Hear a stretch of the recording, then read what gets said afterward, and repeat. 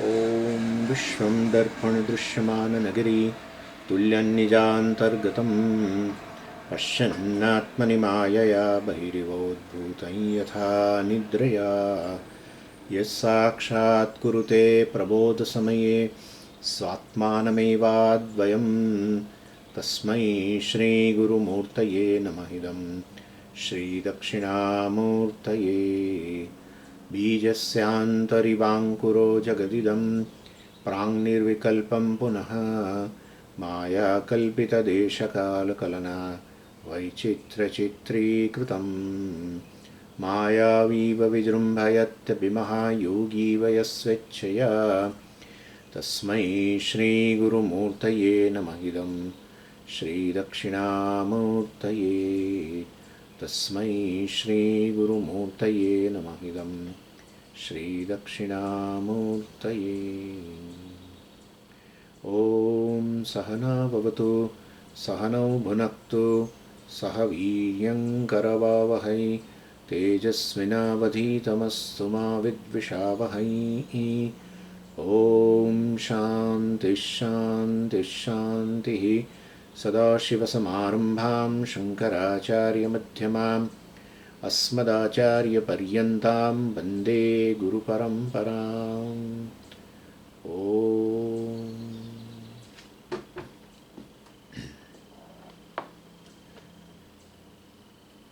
So, Drsya Viveka, which is one of the Prakarana Granthas in Vedanta. Several Prakarana Granthas are there, starting from Tattva Bodha, Vivek Chudamani, Atma Bodha, Vedanta Sara, so many. Sarva Vedanta, Siddhanta Sara Sangraha. And this Prakarana Grantha basically highlights, Drsya Viveka highlights a analysis of the nature of a individual. Ishvara is not talked about much. Little reference is there in so far as description of the samsara etc. is concerned. So naturally Ishvara has to be talked about. Ishvara means the Jagat Karanam. Because Jagat is samsara. World is samsara. Swamiji, world is not samsara. World is samsara when I am included in that. When I am included and I, the perceiver of the world, perceives differently, then different from the Ishvara has created. I perceive the world differently. Favorable, unfavorable, etc. Many more things are there. Raga, Dvesha, etc. That's how the world itself is a samsara. With, well, of course, with my raga dvesha. So the individual is included in that. If I am not there, then the world is not samsara. When then world is there and I am also included in that, then definitely there is a perception of the world other than Ishvara has created. I have a different perception. That's called samsara. Anyway, but so Ishvara has been talked about here because Jiva is facing samsara. So that we'll see later. So creation, etc. And this Ishvara, etc. is there, little bit is there, not much. But the Jiva, the individual, his bondage, and the moksha, and the means for moksha, etc. are talked about. So in Drsya Viveka, what is the subject matter? The Jiva, the individual, the bondage, the moksha, and the means. These are the highlighted. These are the 4 topics highlighted in Drsya Viveka. And it's a relatively smaller Prakarana Grantha, consisting of 46 verses. Author of the text, of course, is not clearly known. According to some people, well, Adi Shankaracharya is the author, and some others says Vidyaranya is the author. Some people says, well, Vidyaranya's guru, Bharati Tirtha, is the author. But in this, a majority of the people say that this text was written by Bharati Tirtha. was also one of the Shankaracharya of a Sringeri Matha, around, I think, before 600 or to 700 years ago. Vidyaranya has, it seems Vidyaranya has two gurus. One is a Bharati Tirtha, other is a Shankaranji, who has written a very beautiful commentary on Bhagavad Gita also. Very beautiful commentary. Shankaran Saraswati. It seems Bharati Tirtha was his sannyasa guru and Shankaranji was his Vidya guru. That's how people believe. Anyway, so, and this Bharati Tirtha, I think he was there in the 14th century, so almost 700 years ago. And when we study this, the style of the text, we can see the author is definitely not a Adi Shankaracharya ji. But they write on the name of Adi Shankaracharya ji, but will not be Adi Shankaracharya ji, one of the Shankaracharya ji, that is the Bharati Tirtha. And some people, well, of course, also claim the Panchadashi was, written by Vidyaranya and Bharati Tirtha. The later chapters, after 10th chapter, they say from 11th to 15th chapter was written by Bharati Tirtha. Somehow Vidyaranya is a disciple. Then why Guru has to write? When he has started, Vidyaranya, the disciple has started writing, why Guru has to write? So, well, that it is feared that perhaps Vidyaranya's prarabdha might have been over earlier than even in his Guru. And therefore, then, well, he continued writing. And that is Ananda Panchakam. So, Sat, Chit and Ananda. They say first 5 chapters describe the Sat of the Atma. The next 5 chapters described the Chit, because it's all Deepa Panchakam. Deepa means a light, means consciousness.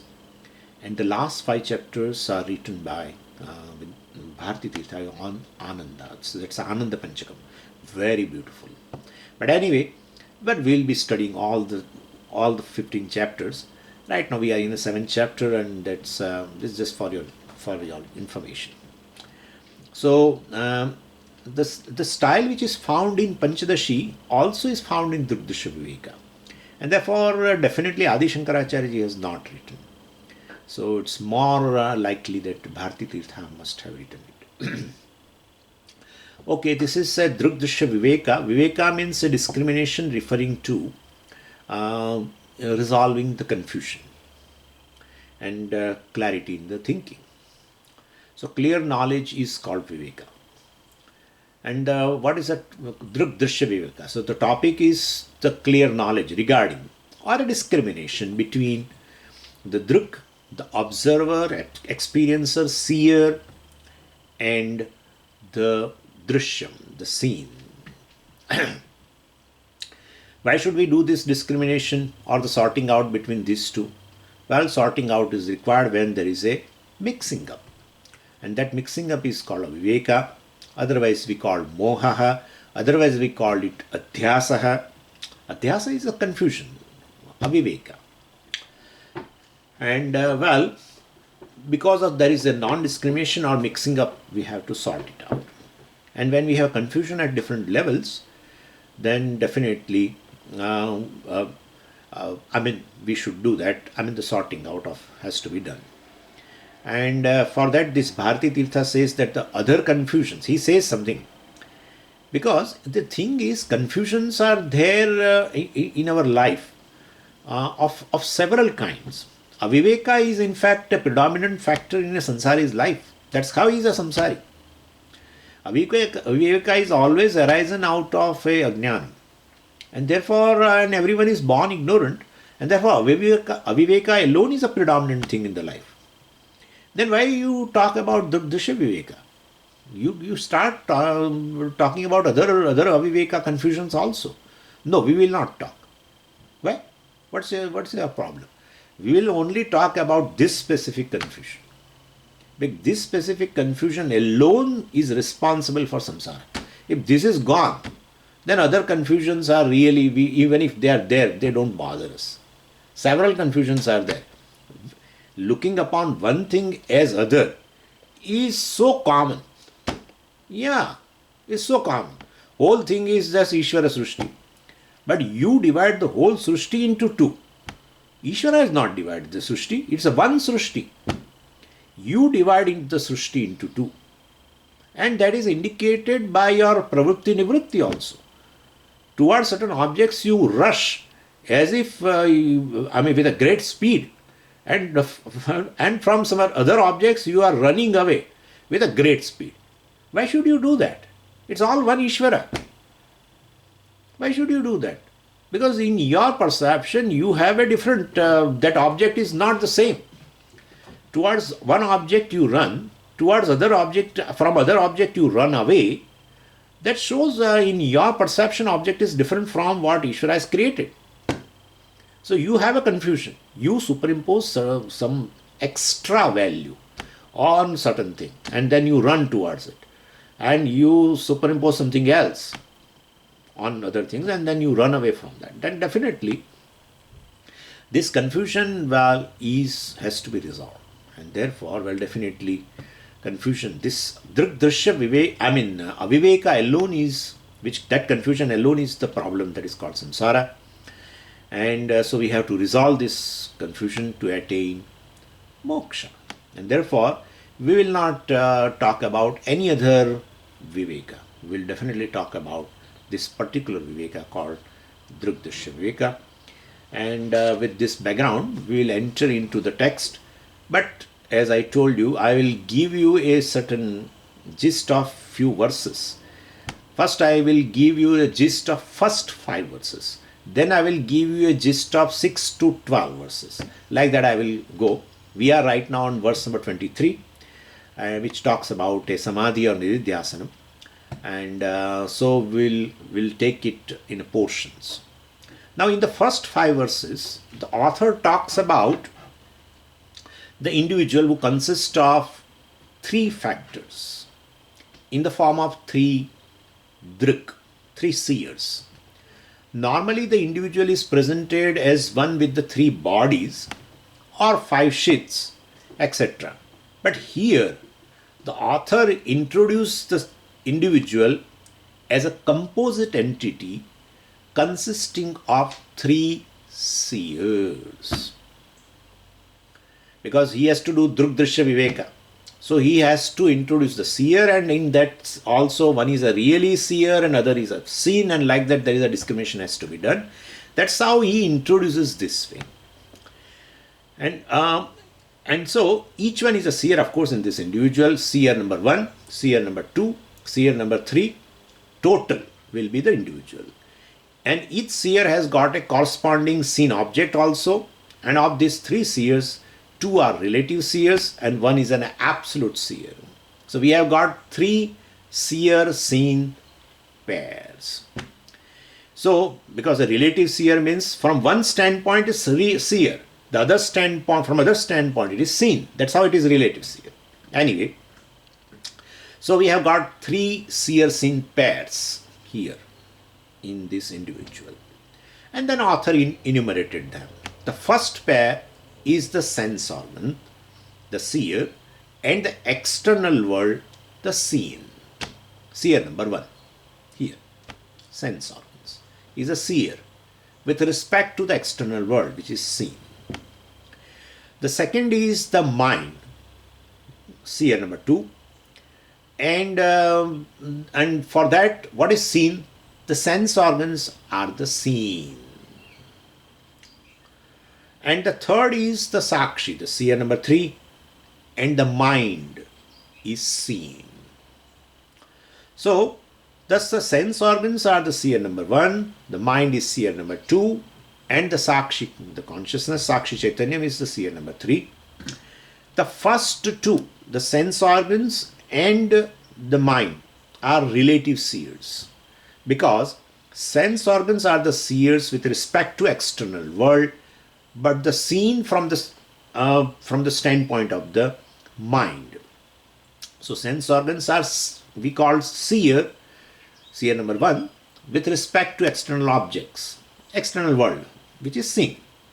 But sense organs themselves are seen with respect to the mind, the seer. Clear? So And since the sense organs are both the seer and the seen, we will call the sense organs relative seer. Seer number one. Similarly, the mind is also seer from the standpoint of the sense organs, but it is seen from the standpoint of a sakshi. And so mind plays also a twofold role of the seer and the seen, and so that is also a relative seer. Sakshi, of course, is never the seen, and it is ever the seer. And therefore, Sakshi is absolute seer. So, author nicely introduced these three seers and pointed out that the Sakshi is seer-less seer, or the absolute seer. Sakshi does not have a seer. Please understand. Sakshi is seer-less seer means what? Sakshi does not have a seer. Sakshi is absolute seer. Clear? So this I, the composite entity, the individual has three seers, but in that the sense organs, seer number one, and the mind, the seer number two, are not absolute seers. They are relative seers. And the Sakshi, the seer number three, is seer-less seer. He doesn't have any seer. That's it. Therefore, it's a really seer, a real seer, or absolute seer. Anyway, so the I is equal to these three seers. In that, two are relative seers. One is a Sakshi, which is a absolute seer. This total together, three seers is equal to I, the individual. And thereafter, author is defining the nature of this absolute seer. In verse number 5, now very, very well-known verse, Nodeti nastameti esha na vruddhim yati nakshayam swayam vibhati yathanyani vasayet sadhanam vina.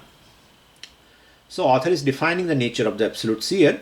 Sakshi, the absolute seer or seer number 3, is in the form of pure consciousness, and it is that consciousness does not have a beginning or end. Na udeti, na astameti. It doesn't have a beginning, it doesn't have an end. It's an eternal consciousness. From that it is very clear that it does not have any connection with the body, because the body has a beginning and end. If consciousness has no beginning and no end, consciousness has no connection to the body. If consciousness has a connection to the body, if body has a beginning, consciousness will have a beginning. And the body ends, consciousness will end, because they are connected. But it doesn't happen that way. And therefore, consciousness is an independent principle. It's an independent entity and pervades and enlivens this body. How does it pervade, etc., we are going to talk about. So keep that, at this moment, keep it away. And not only it doesn't have a beginning and end, means it doesn't have a birth and death, it does not have a expansion and contraction also. Na vruddhim yati nakshayam. It does not have an expansion or contraction, meaning it is formless. Anything which is formless cannot have an expansion or a contraction. So it is formless. And if it is formless, it is all pervading. The consciousness, the Sakshi, the seer number 3 in this I, which is seerless seer, is all pervading consciousness, formless consciousness. And consciousness is definitely, if it doesn't have beginning and end, then definitely it doesn't have a limitation of time also. Consciousness is time-wise limitless, space-wise limitless, because it is formless. So this is what is indicated in verse number 5 in a one line, that the Sakshi here, the real seer in the I, is basically time-wise limitless. Na udeti nastameti. And it is space-wise limitless. Na vruddhim yati nakshayam. It doesn't expand, does not contract, and therefore space-wise limitless, because no form. Anyway, so consciousness is ever the seer and is never illumined by anything, because it is self-luminous. It doesn't have a seer. Therefore, it is not illumined by some other seer. It is self-luminous, self-illumining. Like the moon has to be illumined by the sun, because it doesn't have a light of its own, but the sun does not require this illumination by anything because it is self-shining. Similarly, the Sakshi also is self-evident, self-luminous, and therefore, if it is self-evident, self-luminous, then, well, you don't require a special experience to experience the Sakshi. You don't require a special experience to experience the Sakshi. We need not work for the experience of a Sakshi. It is ever experienced. Well, and if there is no experience of a Sakshi at any particular time, then it will not be a self-luminous, naturally. So it would have to be illumined by something else. But being self-luminous or self-shining, it is ever experienced. So in I, you are all the time experiencing Sakshi. And that is the real seer. Anyway, the consciousness well does not require special effort to be experienced. Not only it is self-shining, it illumines other things also without requiring any instruments for illumination. Mind, the seer, can illumine anything only with the help of a thought. For the mind to perceive any object, well, thought of the object has to be formed. The mind requires an instrument, in form of a thought.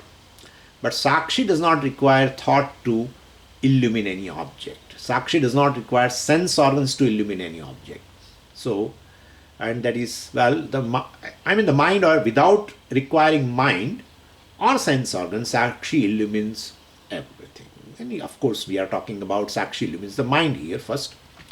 But anyway, so, and Sakshi illumines means where definitely Sakshi is doing an action. No, Sakshi does not require an action to illumine the mind. It illumines by its mere presence. Well, so the verb illumines may be taken to mean that Sakshi is doing an action of illumination, well, done at a particular time and and not at other time, etc. Well, that is not correct. Illumination is not an action. The mind becomes alive in mere presence of the Sakshi. Sakshi is ever present. Nature of the Sakshi is existence, and it is all the time there. In its presence, the mind is illumined. The mind being non-separate from this all-pervading consciousness, and it gets illumined. Definitely, when you go near to the mirror, you definitely does not lend your reflection to the mirror.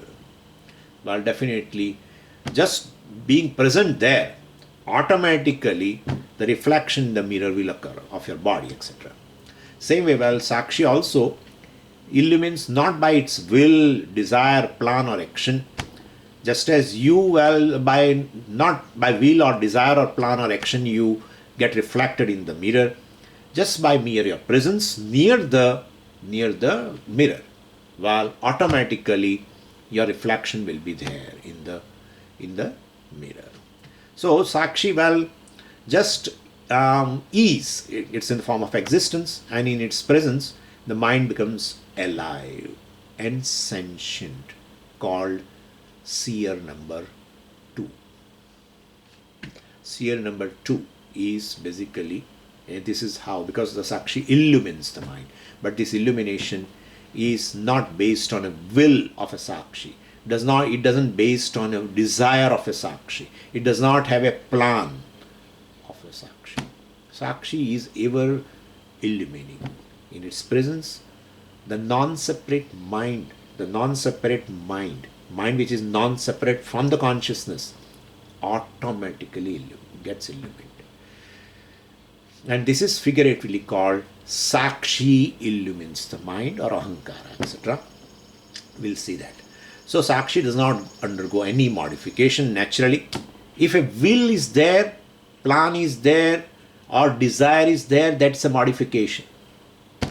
So Sakshi illumines just by its presence, the mind, and therefore it's really not an action. Action is always will-based. Action is desire-based. And then will or desire itself indicates a modification. Because now let me illumine. That's itself a modification. Let me illumine. So that's not there. So So just as the sun does not, illumines the earth. Sun does not illumine the earth. Sun shines. In its presence, the earth is illumined. That's the matter. Sun, even though we say sun illumines the earth, but really speaking, this illumination is not an action on the part of sun. Sun is self-shining. In its presence, the earth is illumined. Please keep this thing in mind. Otherwise, the knowledge of Atma, Akarta Atma, will not be possible. Atma Akarta. It doesn't do. And then we say, well, Atma illumines. So Atma does an action of illumination. And then how do you say Atma is Akarta? Kindly remember, Atma does not illumine anything. Atma is Atma. Self-shining, self-luminous Atma is there in its presence. The mind, but then Swamiji, from where mind has come? Earth has come from somewhere near the sun and then gets illumined and then... No, mind comes out of the same Brahman. Same Brahman. It was there unmanifest as a Maya, and it just comes out. And it just comes out means how far, what is the distance between them? It is the distance between wave and water. Please, and never ask this question again. There is nothing which is, because if Sakshi is all pervading, space-wise, what is away from Sakshi? What is away? And therefore we have to use all these things, illumines and these, and as we use these words, you will immediately feel some distance. And that too we bring this example of a sun, etc. And you feel much more, you will have much more problem.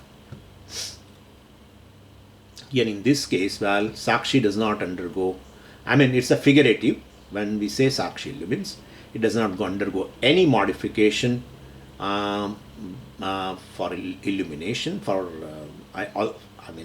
doing this. So without undergoing a change or having any will or desire, Sakshi by its mere presence, and which is ever present because it is Sat, which is in the form of existence, and well, becomes seer. Sakshi becomes seer without any will, without any desire, without any kind of modification. By its mere presence, Sakshi becomes the seer of the mind without requiring any other instruments. And right now I am telling you one more word that also you keep in the mind. Sakshi becomes the seer of Ahankara. That's it. Mind means Ahankara. We'll see that. Anyway, so this is what it is. And so mind becomes seer. Mind is illumined, right? So mind becomes seer. Seer number 2. Seer 3 makes the mind seer number 2. And seer number 2 mind makes the sense organ seer number 1. And that's how then the seer number 1 sense organs illumines the external world. This is how the thing is. Okay? Anyway, so the composite entity which is it's a wonderful thing. One has to do this Nididhyasanam in this manner. Anyway, so in these first 5 verses, the author introduced 3 seers in pairs. Now we are going into little more serious discussion. And so world is a seen object with the regard to which the sense organs are the seer. I'm just reminding. Sense organs are the seen objects corresponding to which the mind is a seer. The mind is a seen object, and from that standpoint, Atma, the Sakshi, is the seer. Now, of these 3 seers, which every individual is made up of, ultimately, 2 are relative seers and 1 is an absolute seer. Sense organ is a relative seer because it is a seer from the world standpoint, but it is seen from the mind standpoint. And the mind is a relative seer, well, because it is seer from the standpoint of sense organs, but it is seen from the Sakshi standpoint. Sakshi is an absolute seer because it is self-shining, and it doesn't require any seer to illumine the Sakshi, and therefore it is seer from the standpoint of the mind, and it is never seen. or objectified. So every individual is a mixture of these three seers, and whenever an individual say I, it can refer to any one of the three seers. That's what it is. That is how it is. So, well, whenever I refer to the external world, well, when you are right, suppose if you are saying right now, Swamiji, I am seeing you. That I refer to which seer? If you can tell me, it would be wonderful. When you say I am seeing you, I is a composite entity of three seers. When you are uttering this word, I am seeing you, which is the seer referred by the word I? Sense organs. When you say, Swamiji, I am very much disturbed, well, so you are referring mind as a seer. I mean, the mind, the seer, is referred as a I, etc. And so, basically, this is how it is. No, that is not correct. I'm sorry. The second seer, the mind, is referred when because it is a seer of the sense organs. So I will little change. Swamiji, I feel that I'm not able to hear you. Yeah, this is that I is a mind. I'm sorry, I did a mistake. And when you say, well, I am angry right now, I am disturbed right now, well, etc., etc., then you are referring I as a Sakshi, because you are witnessing even the mind. So I refers to three seers. People ask me this question, that I is a composite of three seers. How can you say? Our Vyavahara reveals. Our Vyavahara reveals. When you say I am seeing you, while you are referring to sense organs, I as I. When you are seeing, you are telling that I am not able to hear you, I am not able to see you clearly, etc., etc. Well, then definitely you are referring the sense organs as a seen and mind as a seer. That is seer number 2, as I.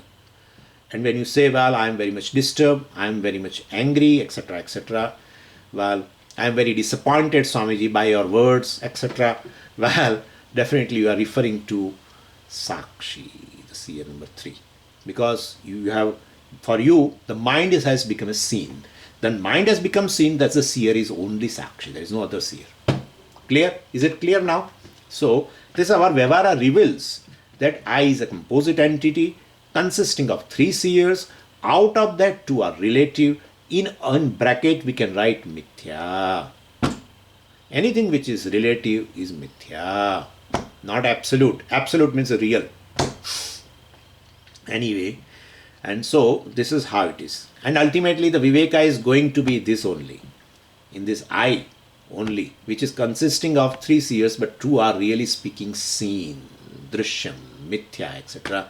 And the Sakshi alone is Druk. So Druk, Drsya, Viveka. This is how it is. There is no Viveka needed for external world. External world is different from me. What a big deal. That is not a subject matter of Vedanta. So here where the seen is taken as a seer, that's where the confusion is, actually. And anyway, so whenever I refer to external world, well, I correspond to sense organs. Whenever I am passing remarks about the sense organs by objectifying, the meaning of the word I is a mind, the seer number 2. And the word I, depending on the context, can refer to seer number 1, seer number 2, seer number 3. And when you objectify your mental condition, definitely you are Sakshi, seer number 3. So people do not discern, of course, them distinctly, because they are mixed together intimately. Why intimately? There should be some physical separation. There can never be physical separation. There can never be separation, physical separation. Because what is mithya or this relative seer definitely are non-separate from the Sakshi. Is always non-separate from the Sakshi. And therefore, you cannot do physical separation. You have to do cognitive separation, discrimination, called Viveka. Anyway, and also the 3 seers were introduced in the 5 verses. I have given you a gist or summary of first 5 verses. Now 6 to 12. We have to jump like that because we have to reach to the 23rd verse ultimately. But today I may not be able to do. But so we'll be doing in a group. So verse number 6 to 12 now. In that, what is the subject matter? The formation and function of these three seers. That is discussed. And how are these three seers formed? And what are their functions? Would be the subject matter of verse number 6 to 12. Of these three seers, the Sakshi, the seer number 3, is never formed. We should not talk about a formation of a Sakshi. Is never formed in time, because Sakshi is of the nature of consciousness which ever is, and therefore whatever is, well, we should not talk about formation. So it is ever self-effulgent, capable of illumining anything around, just as the sun is self-shining, capable of illumining anything. So this is a Sakshi. Well, we should not talk about the formation of it. And mind can never be naturally a seer or an illuminator, because it's an inert entity made up of 5 elements, and mind by itself is insentient and becomes a seer. Understand? It becomes a seer. Sakshi has not become seer because it's self-shining, self-effulgent, and therefore there is no question of an Sakshi becomes seer kind of a thing. Sakshi, well, is ever is. But the mind is insentient by itself, and it becomes a seer because of borrowed consciousness. We call Chit Chaya, they use the word of Chidabhasa, exactly like the moon illumining the earth on a full moon night with a borrowed light from the sun. Moon is inert, basically, but it becomes an illuminator because of the borrowed light from the sun. This is how the seer number 2 is formed. Mind becomes a seer, becomes conscious, is on account of Sakshi lends consciousness. The lending of a consciousness to the mind by the Sakshi is called a formation of a Chidabhasa, and that's how mind becomes conscious. So mind is conscious on account of the Chidabhasa formed in the mind. Clear? Could you follow what I am saying? Mind is conscious because of the formation of a Chidabhasa. Please understand this. So mind, the seer number 2, well, is now due to because the consciousness is reflected, you say, or consciousness lends, well, or the Sakshi lends consciousness to the mind as it arises from itself. As it arises, it is conscious. We'll talk about it a little later. So, but right now you think that the mind becomes a seer. The seer number 2 is really a formation. You think that way right now, because itself is insentient. It becomes sentient, means definitely it has become a seer on account of the Sakshi's lending of consciousness to the mind. That lending of consciousness to the mind is called formation of a Chidabhasa in the mind. That's it. And that is how mind becomes conscious and becomes seer of the sense organs. Clear? Mind becomes sentient, conscious, and becomes a seer of what? Sense organs. That's what I'm saying. Anyway, and then mind, that seer number 2, is responsible for making this gross body also sentient.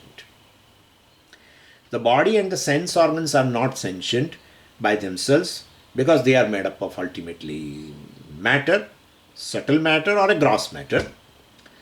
The mind, which has a borrowed consciousness, lends consciousness to the body, which includes a 5 golakas also. So once the body and the golakas have a borrowed consciousness, the Chidabhasa, the sense organs which are there inside the golakas, they become live and sentient. And means seer number 1 has been formed. Could you follow what I am saying? Sense organs are seer number 1. Mind is seer number 2. And inside seer number 3. Pratyagatma. So inside. Where are you going? You will fall down, Swami. Anyway, but I'm saying this is Sakshi, which is all pervading. People think it is inside and inside. Anyway, so once the body and the Golokas have this Chidavasa, borrowed consciousness, from the Sakshi, the sense organs becomes live and sentient, which means the seer number one has been formed, and which are capable of illumining external world. So now I can briefly say, because of seer number 3, the Sakshi, seer number 2 is formed, mind becomes conscious, mind has a Chidavasa, like that. And because of seer number 2, seer number 1 is formed, sense organs are there, they become conscious. Well, ultimately, because how sense organs are there and still they are not conscious? That's how it is. That's how it is. It's a inert, made up of subtle matter. You know very well. I need not have to tell everything. And therefore, so anyway, so Golakas also, so please understand this. Body is sentient not because of consciousness, Sakshi. Body is sentient due to the seer number 2, the mind. Mind has become conscious, means mind endowed with this Chidavasa pervades entire gross body, makes it sentient. Golakas also become sentient, and therefore the sense organs which are residing in this Golakas also become sentient, and they become seer number 1 and illumines the external world. Okay. When you are alone, you can do all these kind of things also in the home. After this class is over, you can do to understand like that. So this becomes anyway. So because of seer number 3, the Sakshi, seer number 2 is formed. Because of seer number 2, seer number 1 is formed, and because of seer number 1, the world is experienced. And that is what has been told in Mundaka Upanishad. Atma is presented as the light of all lights, right? Tameva bhantam anubhati sarvam. Tasya bhasa sarvamidam vibhati. Everything shines after that self alone, which is the light of all the lights, which is self shining. By its light, everything shines. Outside, inside. Mind also shines because Atma shines. Sense organ shines because mind shines. Mind shines because consciousness shines. Consciousness shines. Sakshi shines because Sakshi shines. That's it. And you are that Sakshi. Okay? Why you? Remember, composite entity. You say I has these 3 components. 2 are really not seer. They are pseudos. They are pseudos. Yeah.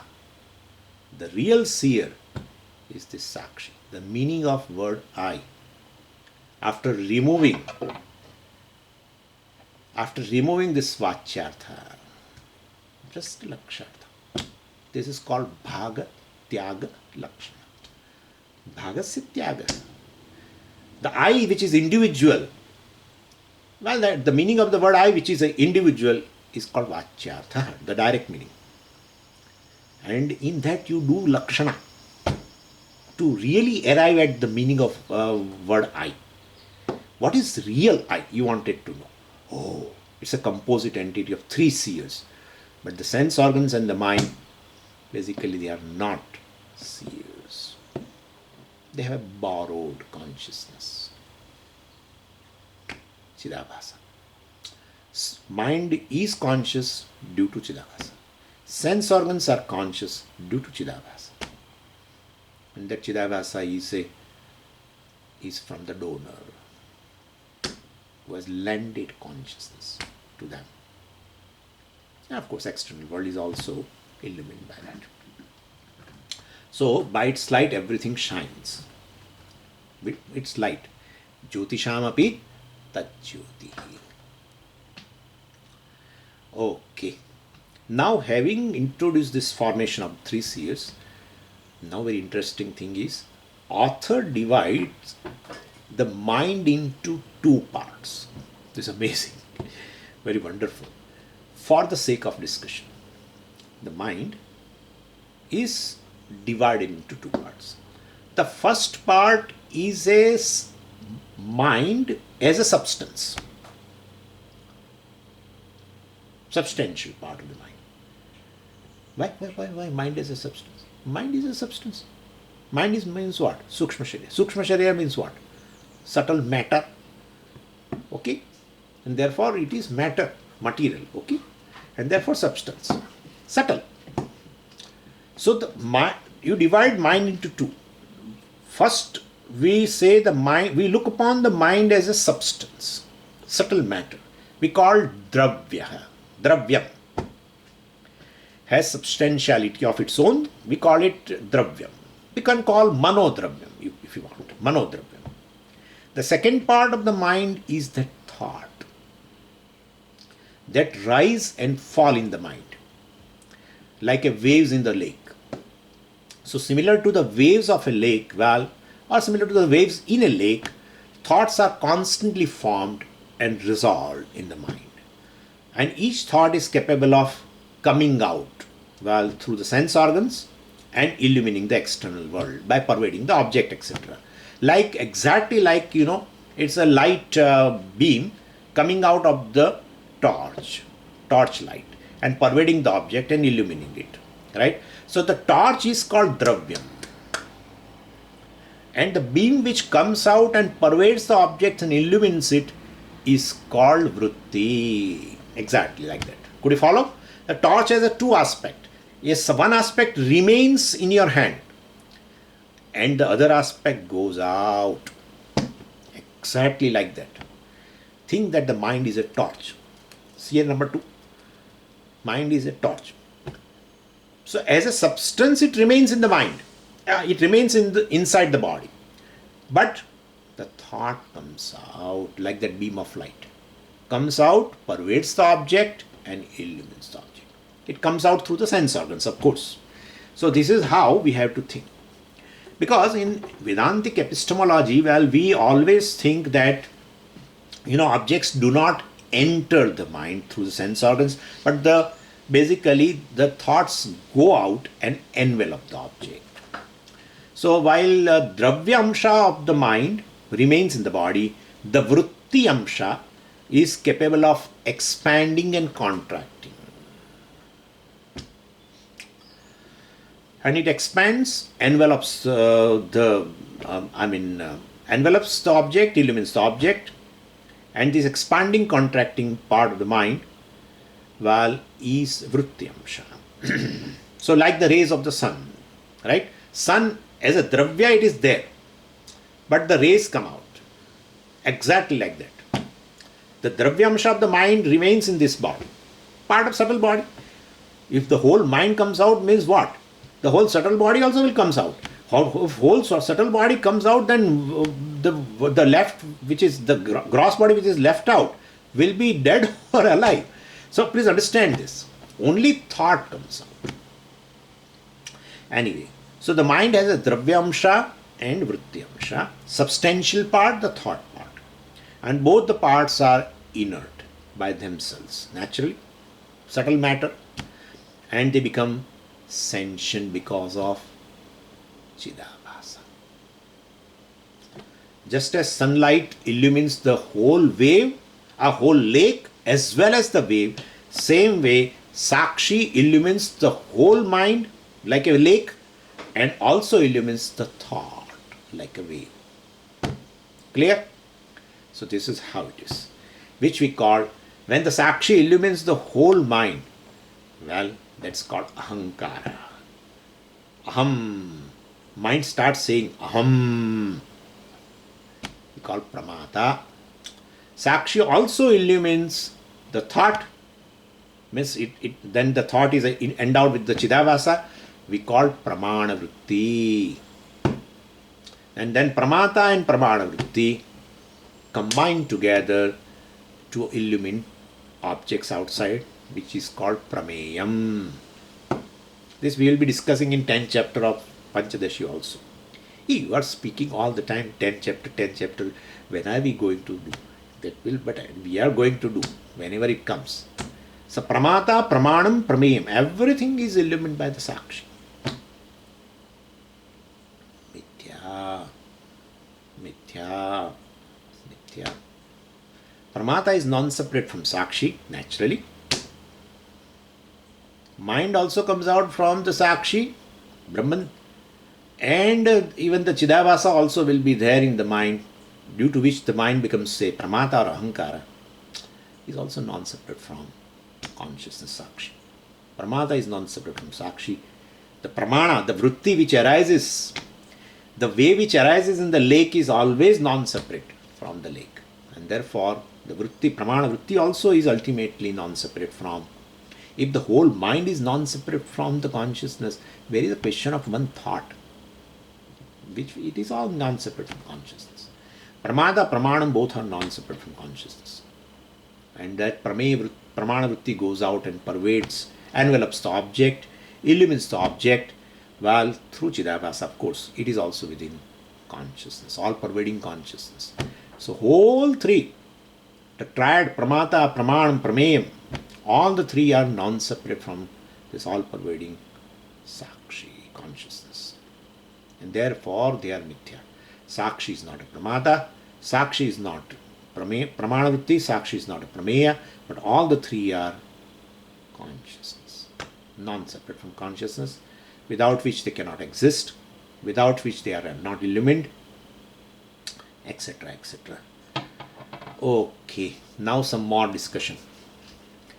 After introducing these two parts of the mind, Dravyamsha and Vrityamsha, author introduced a little subtler point. He said, now he concentrates on the mind. He said mind has two parts, Vrityamsha, etc. Now he says the mind is associated with three things intimately. The subtle, invisible substance, mind, Dravyamsha, is intimately associated with the physical body. And the very life of the body is dependent on the mind. Like in the 15th chapter, well, in the 7th verse, Bhagavan said that Manashashthani indriyani prakritisthani karshati. So when, the one who basically rules this body departs, he draws to himself all the five senses and shashtha, manashashthani indriyani, and also the mind, which is the sixth one, opting in the body, it takes away. That shows what? At the time of death, well, the mind quits the physical body. So, mind is not seen quitting as such, because the mind is very subtle in nature. So, this one point you remember at this moment. The mind and the physical body has an intimate association. We call, that association is called tadatmyam. Anyway, then the second point. Mind is also associated with the Chidabhasa, reflected consciousness. Like a mirror is associated with the reflected object. Or the mirror is associated with the reflected space. That's better. Anyway, so this is the second. Association, first association, mind, physical body. Second association, mind, Chidabhasa. Third association, mind, Sakshi. We are going to see three types of association, three types of tadatmya. And so, mind and body, of course, are intimately connected. Mind and the reflected consciousness are also intimately connected. Mind and the Sakshi are also intimately connected. Three pairs. Mind body, mind Chidabhasa, and mind Sakshi. These three, pairs are there in this individual. And the question that is asked is about these three pairs are, what type of an association is there in these three pairs. What type of association is there between mind and the body? What type of association is there between mind and the Chidabhasa? What type of association is there between mind and the Sakshi in this individual? What is the relationship between this in each pair? What kind of relationship? Association means relationship. And how strong is their bonding? How strong is the relationship? How far they are very near? Oh, Swamiji, he has a good relationship with that person, but they are very close to each other. We definitely ask like that. The same thing here. Same thing here. Okay. Now first, mind, well, definitely, which is material, I mean Dravyamsha, has intimate association with this. I have told you three things: Chidabhasa, physical body, and the Sakshi. The relationship between the mind and Chidabhasa, I am taking first. That relationship is natural and permanent. The author says it is Sahajam Tadhatmyam. Sahajam, Sahajayati. Mind comes out, well, Chidabhasa also comes out. Mind subsides, Chidabhasa subsides. Right? So, any reflecting medium and reflection cannot be physically separated. As long as the reflecting medium is present, the reflection also will be present. So, mind will be eternally connected with Chidabhasa. First, three pairs are there: mind, body, mind, Chidabhasa, mind, Sakshi. Out of that, I am taking the second one, mind, Chidabhasa. They are so close. If one dies, other dies. And that death occurs only to a rare individual. This dissociation of this dampati, dissociation of this couple is only possible for Jnani, not during Jivan Mukti. Anyway, so there is no time when the mind is also present without Chidabhasa. We'll be discussing. So there is no time when the mind is alone present without Chidabhasa. That is why people get confused. Bauddhas got confused. And they think that the mind has the nature of consciousness. That's how Kshanika Vijnanam has come. Because mind alone without Chidabhasa means the mind without consciousness is impossible. Mind means conscious mind, which is called jiva, which is called a ahankara, which is an individual, etc., whatever. So, mind has an intrinsic consciousness. Everyone feels like that, and that's how Buddha says Atma is a kshanika vijnana. Because naturally the thoughts also arise, thoughts also will be conscious, and they cannot imagine naturally that mind, which is made up of inert matter, has a borrowed consciousness from the Sakshi, etc. Well, they have seen the mind which is all the time associated with the consciousness, associated with the Chidabhasa. So when the borrowed consciousness is permanently present, it appears as intrinsic. And when one mind resolves in the deep sleep state and exists in potential form, while the Chidabhasa also remains in potential form. Mind and Chidabhasa can never be separated. Even during dissolution of the creation also, mind and this Chidabhasa exist in potential form exactly like in a deep sleep state. Only, as I told you, in the case of a Jnani, at the time of a Videha Mukti, when the mind gets destroyed permanently, mind which is made up of, sattva aspect of the 5 elements gets decomposed, goes back to their respective subtle elements, well, then the Chidabhasa also will be destroyed. Chidabhasa cannot stay without reflecting medium. Therefore, that also will be destroyed.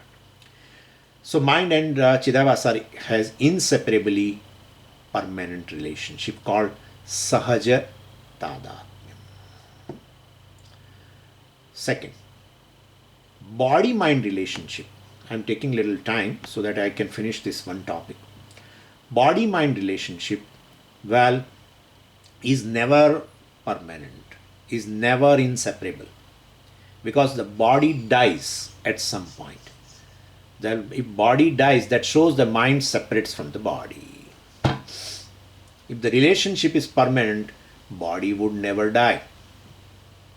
If relationship between mind and body is permanent, then body would never become insentient, never die. Because mind is present. Mind is all the time endowed with the Chidabhasa, means mind is all the time conscious, pervades the body. Body always remains sentient.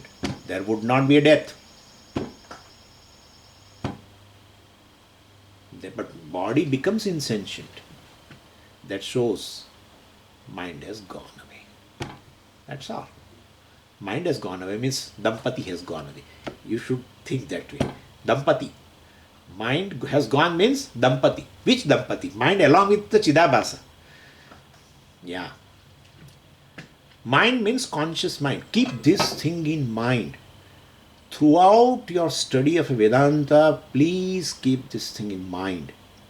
That mind is never inert. When I talk about Jiva, your mind should reach to the mind. When I talk about Jiva, your mind should reach to the mind. Conscious mind alone is Ahankara. Conscious mind alone is Jiva. That is what at the time of death we say Jiva has gone away. But Swamiji, it has its parent body, subtle body. That's there. But right now, understand this much. That is, I have to just add one line. Well, then I will say, the mind also is a part of the subtle body. So just mind leaves this physical body at the time of death. Well, then subtle body also leaves. I have to say that. But anyway, so you can understand right now. We are right now ascertaining the relationship of the mind with the three entities in the individual. What's the relationship of a mind with the Chidabhasa? What is the relationship of the mind with the body? What's the relationship of the mind with the Sakshi? That's it. And all this here is just one I.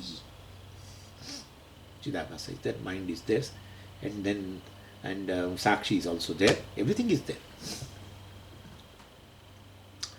So this relationship between mind and body is not permanent, and definitely body dies. That shows the mind has left, and so that shows body has a body and mind has a association, dissociation.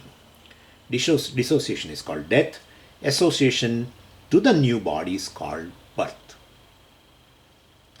And Krishna refers to this dissociation and association in Bhagavad Gita by this Vasamsi Jiranani Yatha Vihaya Navani Grannati Naropanani. Just as a person gives up the old clothes and takes up a new ones, so does the self, understand? Self, the one who dwells in this body, gives up old bodies and takes other, which are the new.